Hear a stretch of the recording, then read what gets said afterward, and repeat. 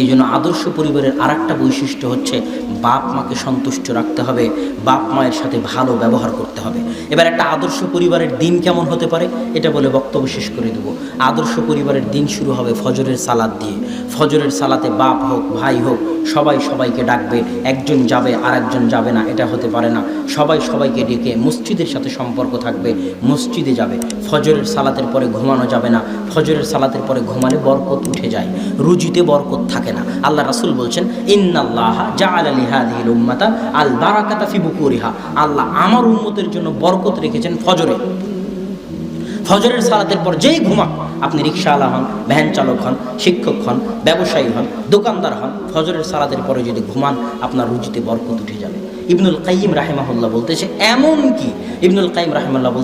এমন কি আমরা সালাফদেরকে দেখেছি, আলেম ওলামাদেরকে দেখেছি, তারা যদি দূর দূরান্ত থেকে সফরে আসতেন, দূর দূরান্ত থেকে সফরে এসে কঠিন কাজ করে ক্লান্ত হয়ে যেতেন, তবুও তারা ফজরের পরে ঘুমাতেন না। কি করতেন?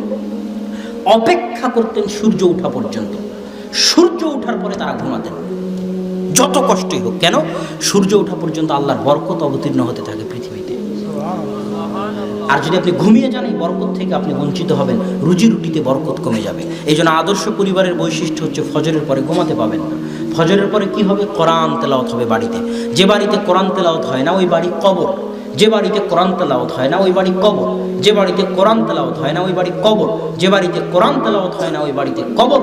কোরআন আল্লাহর কালাম, যেখানে কোরআন পড়া হবে সেখানে বরকত হবে, যেখানে কোরআন পড়া হবে সেখানে বরকত হবে। কোরআন আল্লাহর কালাম, যেখানে কোরআন পড়া হবে সেখানে বরকত হবে। আদর্শ পরিবার ওঠেই যেখানে ফজরের পরে সবাই কোরআন পড়তে পারে, পড়া জানে, ওই বাড়িতে আল্লাহর পক্ষ থেকে বরকত অবতীর্ণ হবে। সকাল শুরু হতে হবে কোরআন দিয়ে, দিন শেষ হতে হবে কোরআন দিয়ে। আপনি যদি দোকানদারও হন তো দোকান খুলে আগে কোরআন তেলাওয়াত করবেন, আপনার দোকানে বরকত হবে। দিনও শেষ করবেন আল্লাহর কালাম দিয়ে, আপনার জীবনে বরকত হবে, আপনার বাড়িতে বরকত হবে, আপনার সংসারে বরকত হবে। আদর্শ পরিবারের আরও কিছু গুরুত্বপূর্ণ বৈশিষ্ট্য, মেহমানদারির অভ্যাস থাকতে হবে, মানুষকে দেওয়ার অভ্যাস থাকতে হবে। যেটা আপনি দিবেন ওটা আপনি দিয়েন না, এটা আমার পরামর্শ। যেটা আপনি দিবেন ওটা আপনি দিয়েন না, আপনার ছোট্ট বাচ্চাকে দিয়ে দেওয়ান। একটা ফকিরকে একটা ভিক্ষা দিতে হবে, আপনি দিয়েন না। বাড়ির ছোট্ট ছেলেকে ডাকেন, আব্দুল্লাহ ফকিরকে ভিক্ষাটা দাও তো বাবা, যাতে সে দেওয়া শিখে। কথা বুঝেননি? যাতে সে দেওয়া শিখে। কোনো সময় কাউকে ফিরিয়ে দিবেন না, সে মুখাপেক্ষী হোক আর না হোক, সে চোর হোক, ধোঁকাবাজ হোক, তাতে যায় আসে না। দলিল বুখারীর হাদিস। বুখারীর হাদিসে আল্লাহ 3 জন বনি ইসরায়েলের লোককে পরীক্ষা করার জন্য ফেরেশতা পাঠিয়েছিলেন। হাদিস জানেন তো? সবার জানা আছে না? তো ওই ফেরেশতাকে আসলেই ফকির ছিল? মিথ্যা, ফকির ছিল না তো। ওই ফেরেশতাকে আসলেই গরিব ছিল না তো। ওই ফেরেশতা অভিনয় করে এসে বলতেছে আমি গরিব, আমি মুসাফির, আমার টাকা হারিয়ে গেছে, আমাকে কিছু দেন। কথা বুঝতে পারেননি?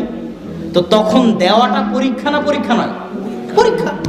তা আপনি কেন এটা ভাবতে যান যে ফকির সামনে এসেছে সে মিথ্যুক না ধোঁকাবাজ? এটা পরীক্ষা। সে ফকির তার পরীক্ষা আল্লাহর কাছে দিবে মিথ্যুক হলে, আপনি আপনার পরীক্ষা দিয়ে পাশ করেন। মিথ্যুক হোক, ধোঁকাবাজ হোক, সামনে এসেছে দিয়ে দিবেন, কোনো সময় মানুষকে না করবেন না। আদর্শ পরিবারের বৈশিষ্ট্য হচ্ছে মানুষকে দেওয়ার অভ্যাস থাকতে হবে বাড়িতে, ফকিরকে দেওয়ার অভ্যাস থাকতে হবে বাড়িতে। মাফ করেন এই কথা বাড়িতে বন্ধ করে দিতে হবে, মেহমানদারি করার অভ্যাস থাকতে হবে ইত্যাদি। অপচয় করা যাবে না, অপচয় থেকে বেঁচে থাকতে হবে। আল্লাহ সুবহানাহু ওয়া তাআলা আমাদেরকে একটি আদর্শ পরিবার গড়ে তোলার তৌফিক দান করুক। আল্লাহুম্মা আমিন।